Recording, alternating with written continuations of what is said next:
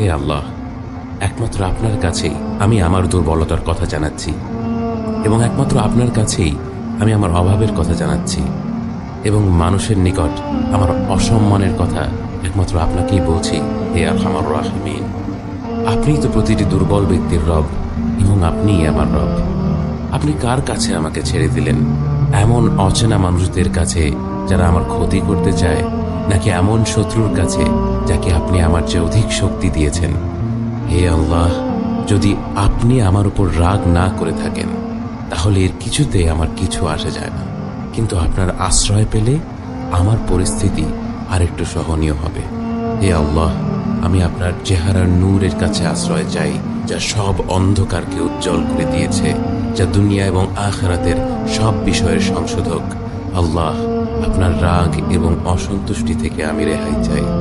আল্লাহ, এ সব কাজই শুধু আপনাকে খুশি করার জন্য করা, এবং আপনি ছাড়া কোনো শক্তি নেই, কোনো ক্ষমতা নেই।